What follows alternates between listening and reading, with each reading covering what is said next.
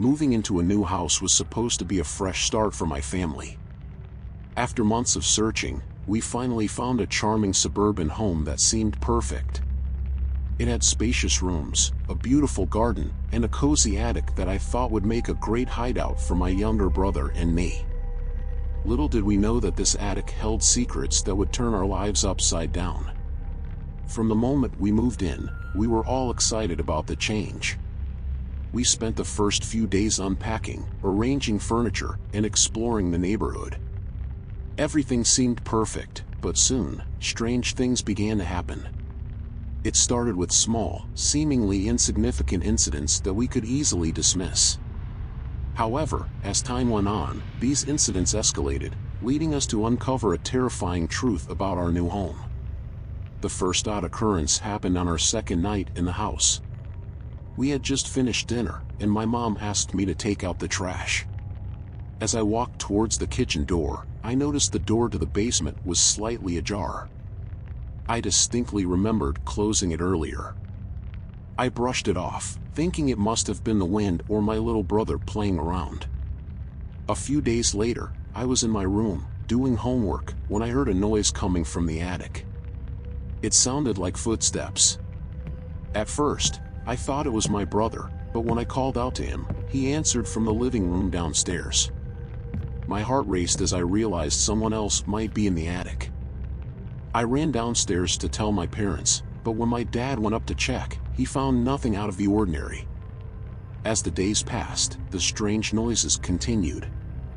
We would hear faint footsteps, objects moving, and even whispers at night.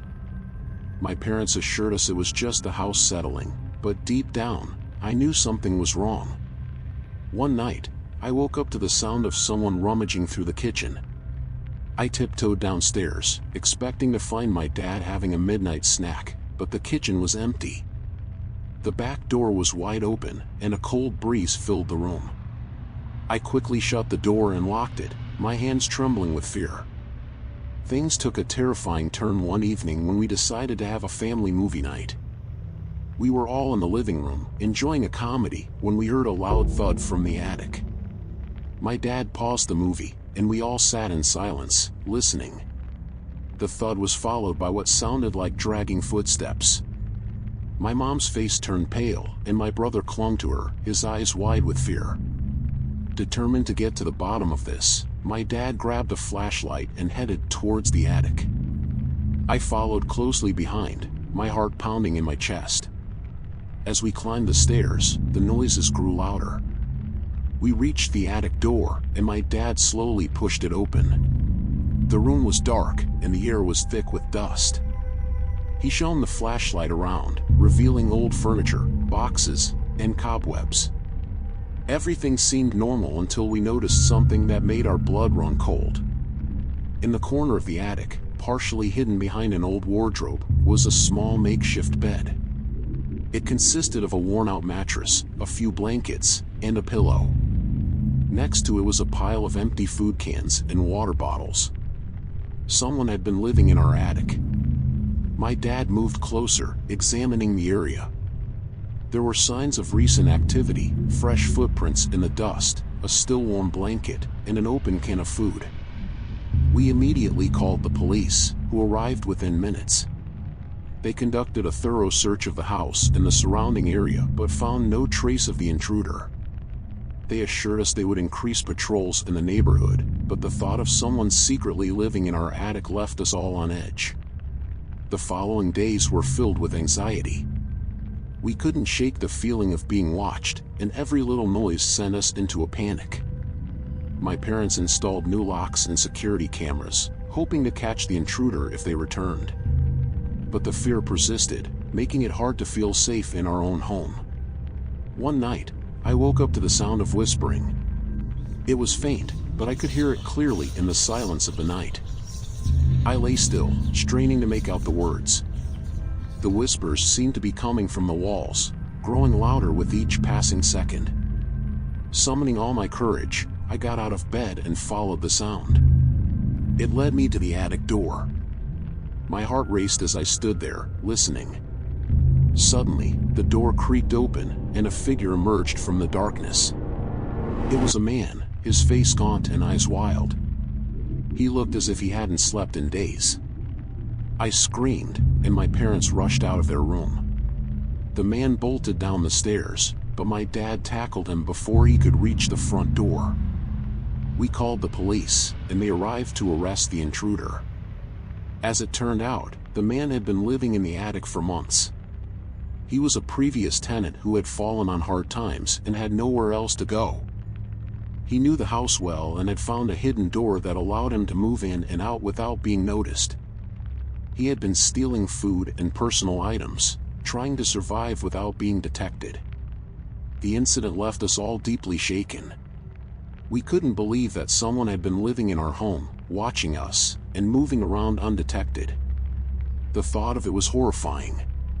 The police assured us that the man would not return, but the sense of violation and fear lingered. My parents decided to sell the house and move to a new neighborhood. Eventually we found a new home, but it took a long time for us to rebuild our sense of security. We learned the importance of being vigilant and aware of our surroundings, even in the seemingly safest places, like our own home.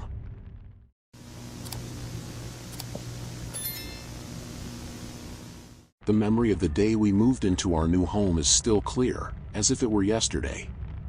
It was an old house, with intricate woodwork and a wraparound porch that had seen better days. My family was ecstatic about the charm and character the house offered, but from the moment I stepped inside, I felt an inexplicable chill run down my spine. "Welcome to your new home," the realtor exclaimed, her voice echoing through the empty halls. My parents were thrilled, already discussing how they would restore the house to its former glory. But as I stood in the grand foyer, I couldn't shake the feeling that we weren't alone. The house was everything my parents had dreamed of. My mom loved the high ceilings and ornate crown molding, while my dad was excited about the large backyard where he could set up his workshop. I, on the other hand, couldn't ignore the eerie silence that seemed to envelop the place. The walls seemed to whisper, and the air felt thick with an unseen presence. The first few nights were relatively quiet, but soon, strange occurrences began. It started with small things: a cold spot in the hallway, flickering lights, and the creaking of floorboards when no one was walking on them. My parents dismissed it as the house settling, but I wasn't so sure. One particularly cold evening, I was in my room trying to concentrate on my homework. The wind howled outside, and the branches of the old oak tree scratched against my window. Suddenly, I heard a soft thud from the attic above. My heart raced as I listened intently, trying to convince myself it was just a rodent or the wind. The next day, I decided to explore the house more thoroughly. As I was investigating the study, I stumbled upon a hidden door behind a large, ornate bookshelf. It was cleverly disguised, and if it hadn't been slightly ajar, I would have missed it entirely. Curiosity got the better of me, and I pushed the door open, revealing a narrow staircase leading to a dusty attic. The attic was filled with old, forgotten items, antique furniture, dusty books, and a collection of eerie portraits that seemed to follow me with their eyes. Cobwebs hung from the rafters, and the air was musty with the scent of old wood and decay. Among the clutter, I found an old diary. Its leather cover was cracked and faded, and the pages were yellowed with age. I couldn't resist reading it, and as I did, I discovered the house's dark past. The diary belonged to a woman named Eleanor, who had lived in the house over a century ago.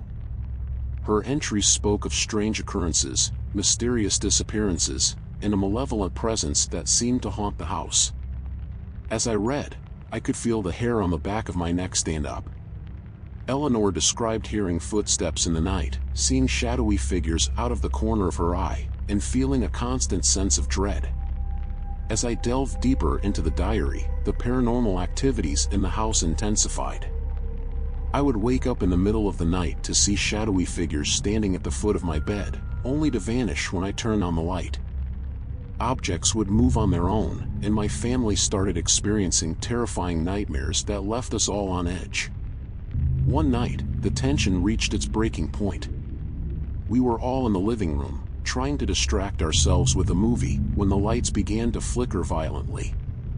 The temperature dropped suddenly, and we could see our breath in the air. A deafening bang echoed through the house, and we heard footsteps running up the stairs. We followed the noise, hearts pounding, and found ourselves in front of the attic door. It was wide open, the staircase leading up into the darkness. My father, trying to be brave, led the way with a flashlight. As we reached the attic, the beam of light revealed a horrifying sight. The old portraits were now hanging from the rafters, swaying gently as if moved by an unseen hand. Suddenly, a figure appeared in the corner of the attic.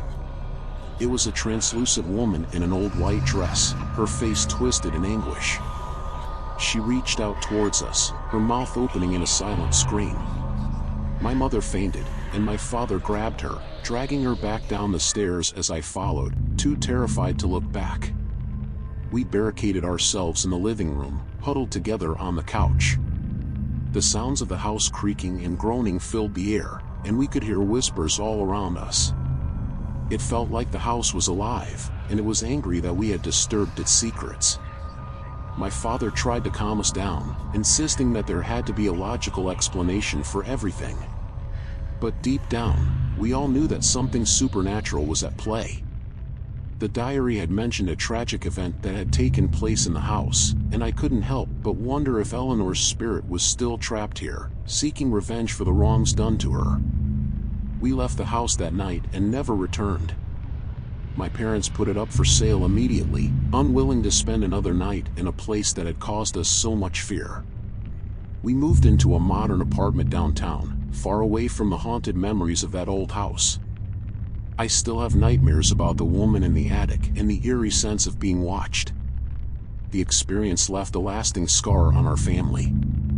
And I can't help but wonder if the house still stands, waiting for its next unsuspecting occupants to uncover its haunted history. In the aftermath, I often think about Eleanor and the pain she must have endured. I hope that by leaving, we somehow allowed her spirit to find peace. Yet, a part of me knows that whatever haunted that house is still there, waiting.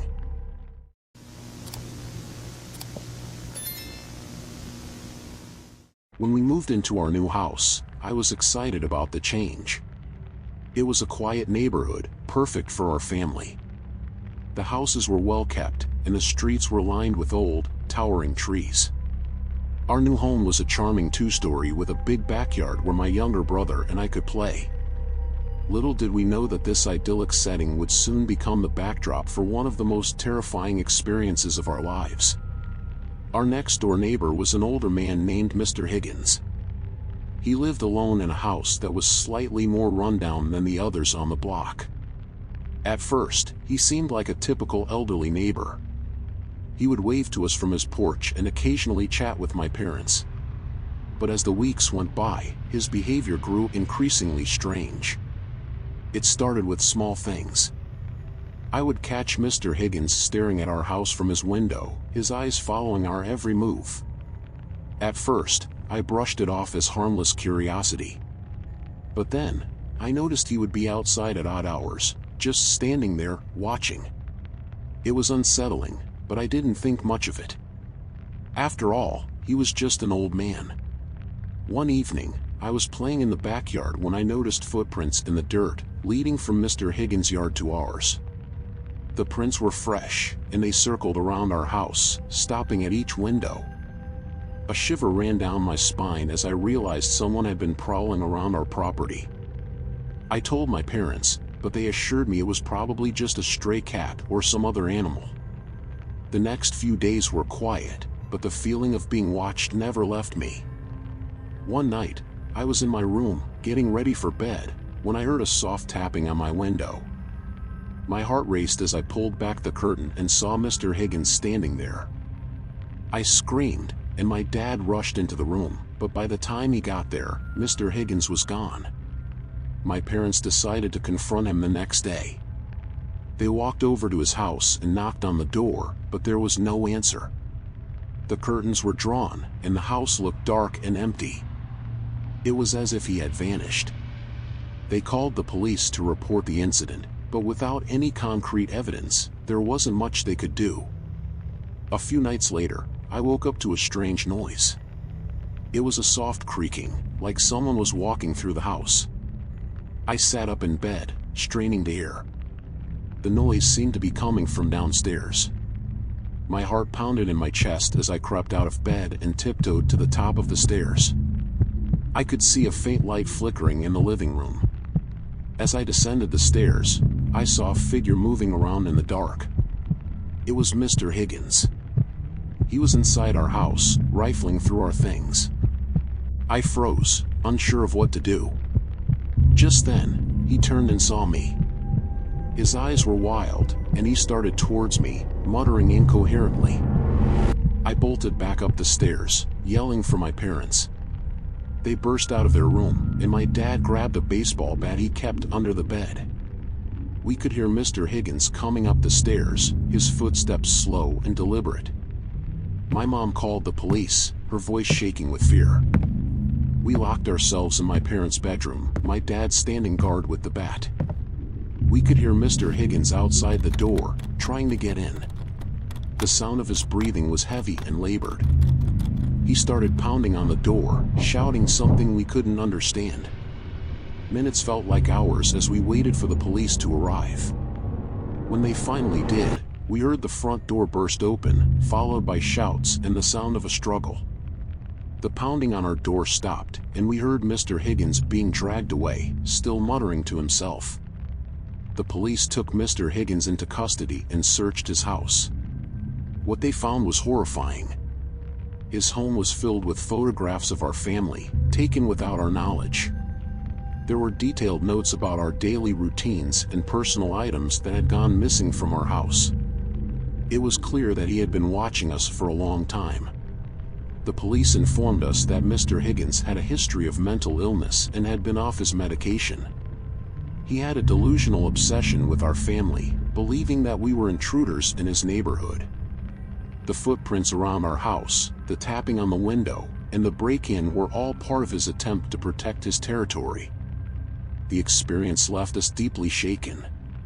We no longer felt safe in our own home, constantly looking over our shoulders and double-checking locks. My parents decided to sell the house and move to a new neighborhood, far away from the memories of Mr. Higgins and his disturbing behavior. Even after moving, the fear lingered. I would often wake up in the middle of the night, convinced that I heard footsteps or saw a shadow outside my window. It took a long time for us to feel secure again, but the scars of that experience never fully healed. The incident served as a chilling reminder that danger can lurk in the most unexpected places, even in the comfort of our own homes. In the end, we learned that it's important to trust your instincts and be aware of your surroundings. Mr. Higgins was a reminder that sometimes, the real horror stories are the ones that happen in real life, right next door.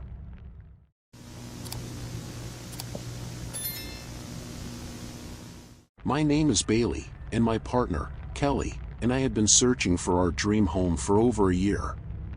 When we finally found a charming house in a quiet neighborhood, it seemed like everything had fallen into place.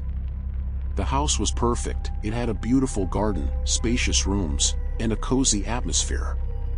However, we soon discovered that our perfect home came with a dark and disturbing history that would haunt us in ways we never imagined.